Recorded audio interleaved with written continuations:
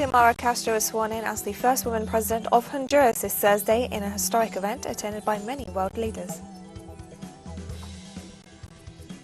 Russia's foreign minister has stressed that the United States' response to Moscow's security demands over Ukraine does not address its main concerns. In his first major public appearance, the leader of Burkina Faso's new military junta called on the international community for support.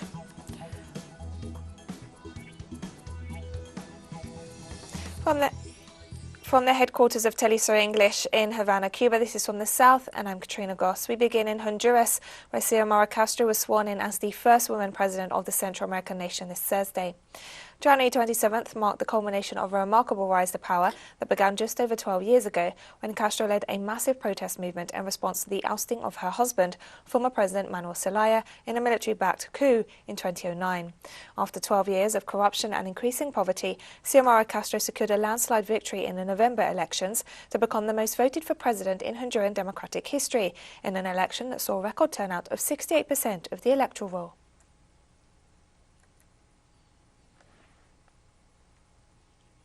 And addressing the Honduran people and international guests gathered at the National Stadium for her inauguration ceremony, President Xiomara Castro emphasized that this historic moment was only possible thanks to the support of the Honduran people.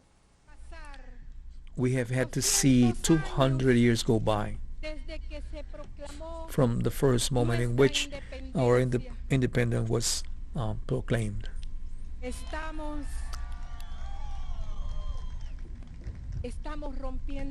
We are breaking chains here, and we are breaking traditions here. These historical moments could only appear from the majorities, from the will of the majority of the population, and thank to the Honduras people this was possible. President Xiomara Castro also announced the enactment of a law condemning the 2009 coup and others related to justice for the victims. It is a commitment taken by the alliance to issue the law of condemnation to the coup, to the military coup that destroyed the constitutional path. The law of condemnation to the sentence of re-election, illegal election, which in itself is a crime of treason to the nation. The law of amnesty for political prisoners, prisoners of consciousness, and people of Honduras that are in exile for their return. I order to give back the nationality that was stolen in the coup d'etat to Father Andrés Tamayo. The newly installed president of Honduras referred to the economic situation her government inherits after 12 years of dictatorship. The economic catastrophe that I inherit does not have comparison in the history of the country, and its impact in the life of people will be reflected by the increase of a 700% of the debt, 700%, meaning that the poverty increased to a 74% to turn us into the poorest country in Latin America. The violence continues in Colombia as it gears up for elections. A few hours after the murder of social leader Alvaro Peña in the department of Arauca, his widow Rosalba Carmanza was also murdered. Colombian police confirmed that the victim was at her mother-in-law's house, where she was mourning the death of her husband when the assassins attacked her.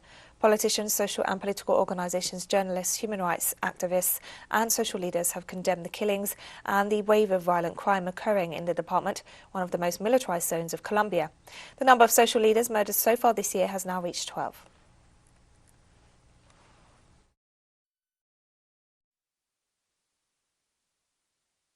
The police department for Raqqa reports the murder of a woman in Vereda, La Pava, in Saravenas district, when she was entering her residence by two armed criminals. This woman was the wife of a citizen in the rural sector of Botalon.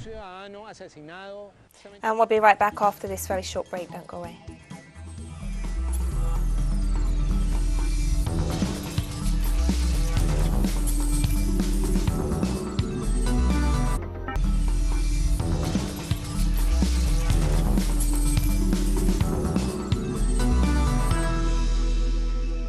Welcome back to From the South. Russian Foreign Minister Sergei Lavrov stressed that the United States' response to Moscow's security demands over Ukraine has not addressed its main concern of the possibility of the neighbouring country joining the North Atlantic Treaty Organization, but noted that it would be possible to continue with further talks on the issue. As for the content of the document, there is a response which gives hope for the start of a serious conversation on secondary questions. But in this document, there is no positive response to the main question. The main issue is our clear position on the inadmissibility of further expansion of NATO to the east and the deployment of strike weapons that could threaten the territory of the Russian Federation. This position did not come out of nowhere. China saw the official opening of 3 Olympic villages on Thursday to welcome athletes for the Beijing 2022 Winter Games. The Olympic villages are located in downtown Beijing, the Chinese capital's Yanqing district, and the city of Shangxiakou in Hebei province. The Beijing Olympic Village will house about 1,000 athletes and team officials from 44 countries and regions. In addition to quality accommodation services, the village also has a fitness, entertainment and healthcare facilities to meet the needs of athletes and officials. Over 600 dishes will be offered in a rotation, with some featuring special options for the upcoming Chinese New Year. The chairman of the International Olympic Committee Coordination Commission for Beijing 2022 praised the wonderful facilities in the village and the safe setting. The 2022 Olympic Winter Games will take place from February 4th to 20th, followed by the Paralympic Winter Games from March 4th to 13th.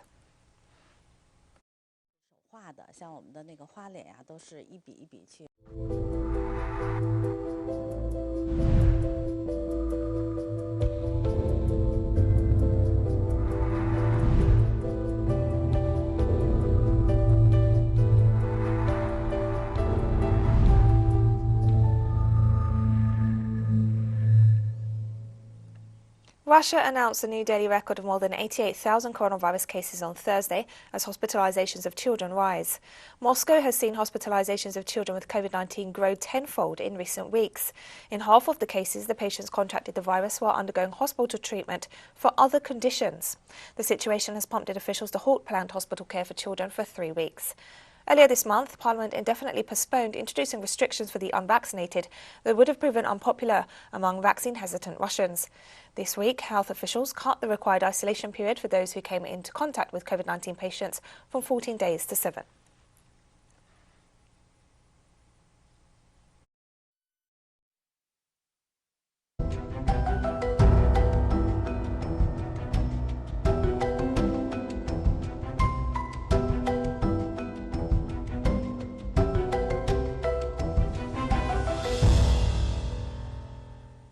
Peruvian prosecutors on Thursday requested a ban on 4 executives of Spanish oil company Repsol from leaving the country for 18 months while investigations into the January 15th oil spill continue. Repsol's La Paz refinery, Peru's largest, leaked thousands of barrels worth of oil off Peru's central Pacific coast in an incident which it blamed on unusually large waves following a major volcanic eruption in distant Tonga. President Pedro Castillo has described it as the biggest ecological disaster to affect the country in recent years, while noting that this is not the first time Repsol has been behind such a disaster. Prime Minister Mita Vázquez said on Monday the government was looking at sanctioning the refinery, which accounts for over half of Peru's refining capacity, following the oil spill.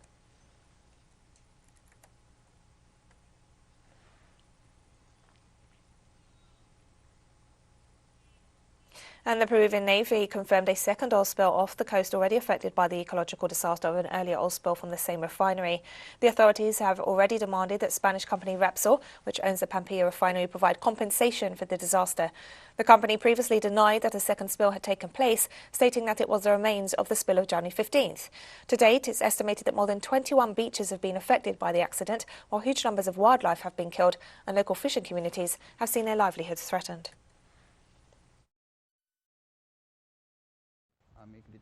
In my opinion, it is frustrating because it is a spill that contaminates the entire beach and thus affects several people who come to spend the summer and the fishermen who work day by day and earn their salaries from fishing. Brazil continues to see deforestation, a major aggravating factor in the global climate crisis. Our correspondents, Andre Riera and Sebastian Soto, bring us details on the links between climate events and a lack of environmental protection under the government of far-right President Jair Bolsonaro.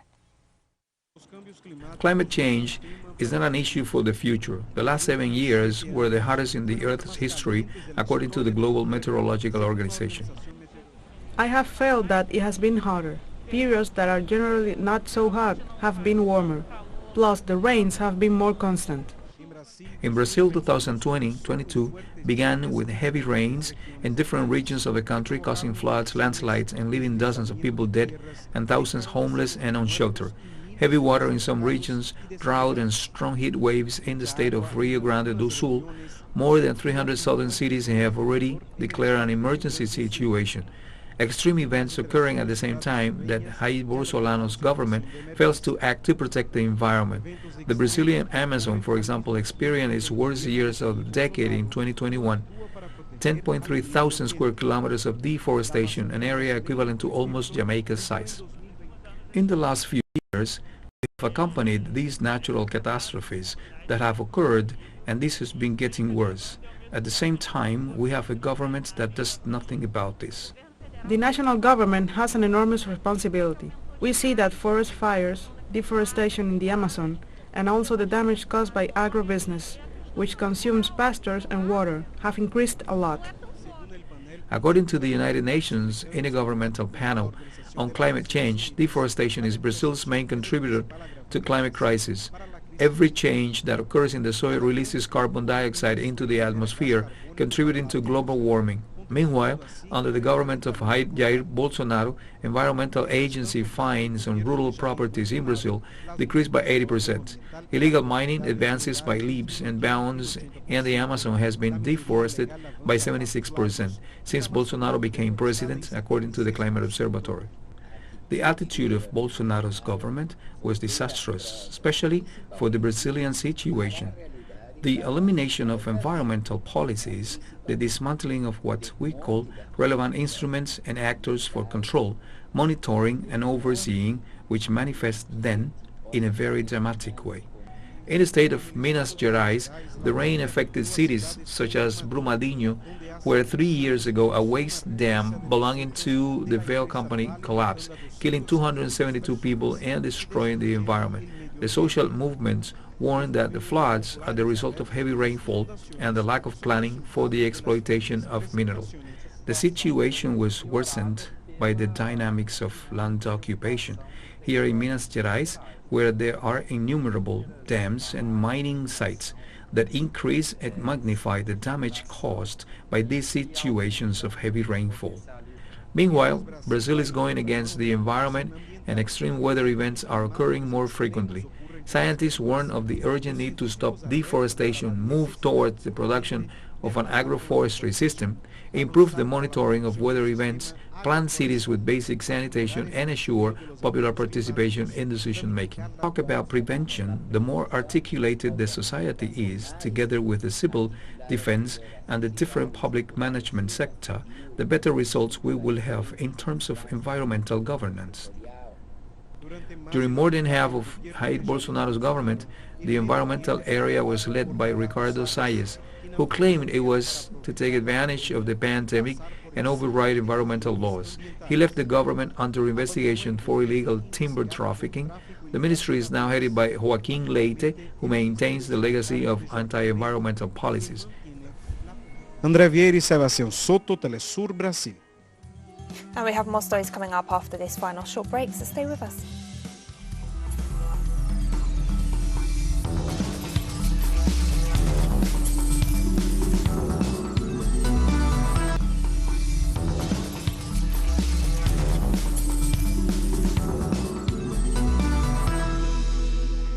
Welcome back to From the South. In his first major public appearance, the leader of Burkina Faso's new military junta called on the international community for support. Paul-Henri Sandaogo Damiba stated on Thursday that the country needs its international partners now more than ever, on the eve of the summit of the Economic Community of West African States that could see sanctions imposed. President Roch Marc Christian Kabore was ousted by soldiers calling themselves the Patriotic Movement for Safeguarding and Restoration at the beginning of the week, on the back of public anger at the failure to stem extremist violence ravaging the vast nation. Earlier Thursday, around 20 trade union leaders met for about half an hour with the junta in the capital. On Wednesday, Damiba met ministers of Kabore's government, which, like the parliament, has been dissolved. Burkina Faso joins two other West African countries, Mali and Guinea, where coups have taken place in the past 18 months.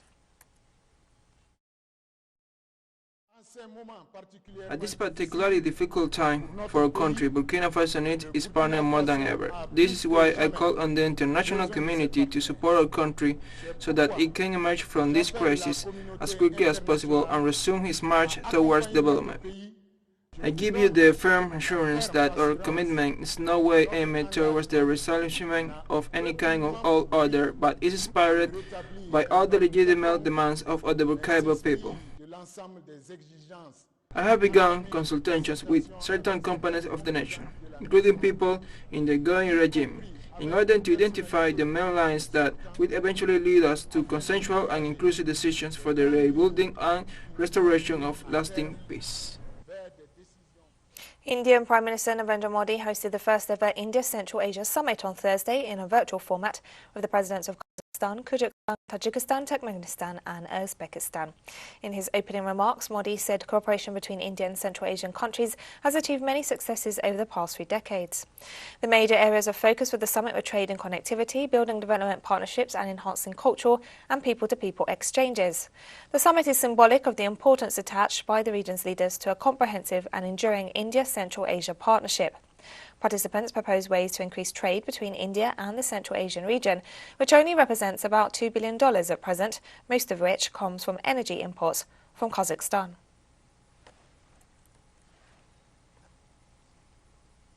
The World Trade Organization ruled Wednesday that China can impose duties on United States imports in response to unjustified tariffs on certain Chinese goods in 2012. The United States is unable to appeal the decision. A WTO arbitrator ruled that China could impose tariffs of $645 million worth of U.S. imports.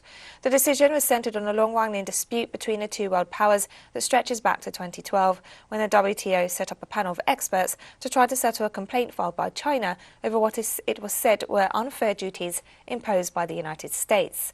Washington had justified the additional tariffs on products ranging from paper to tires and solar panels, arguing they were being dumped on the market to help Chinese companies grab business.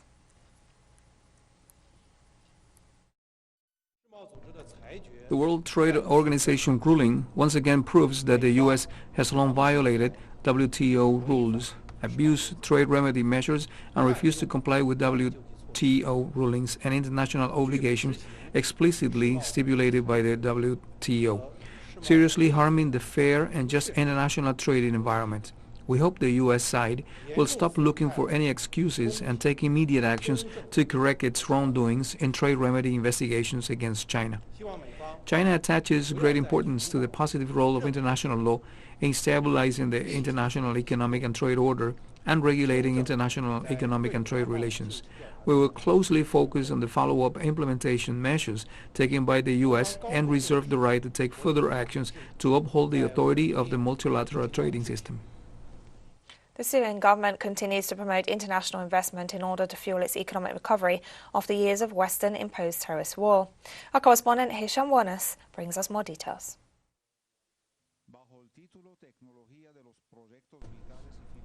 Under the title Technology of Vital Projects and Finance, the third edition of the economic meeting of the Syrian International Investment Development Institute concluded in Damascus on Wednesday, January 26. 2 days of discussions, local participants and from many Arab and foreign countries agreed on the need to proceed with the activation of advanced scientific technology in vital projects for Syria's economic recovery and reconstruction.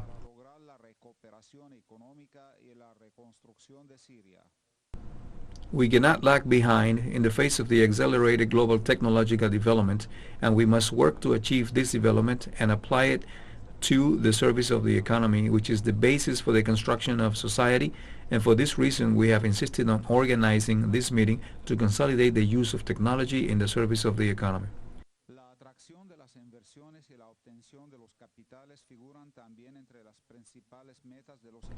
Attracting investments and raising capital are also among the main goals of the economic meetings in Damascus. The two factors are essential to advance in the reconstruction projects of the destroyed areas and the sabotage infrastructure, in particular the electrical service facilities, healthcare facilities, education and water resources, and drinkable water. These are vital sectors whose rehabilitation requires some $200 billion, and their acquisition clashes with the European and U.S. commercial and financial blockade.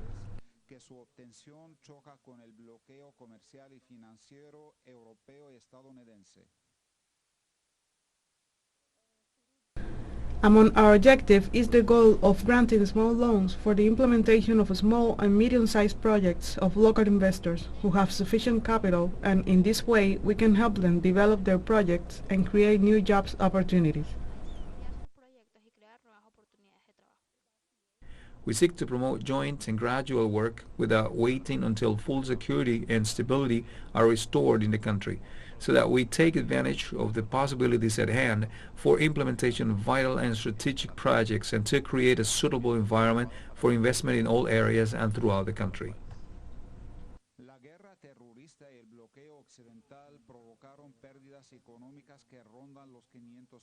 The terrorist war and the Western blockade caused economic losses of around $500 billion, a harsh reality that the Syrian authorities are trying to overcome by activating economic cooperation with friendly countries, rehabilitating and starting up the vast majority of the 132 existing industrial facilities in the country, reactivating the general capacities of the industrial zones, and creating a safe environment for investment in all fields.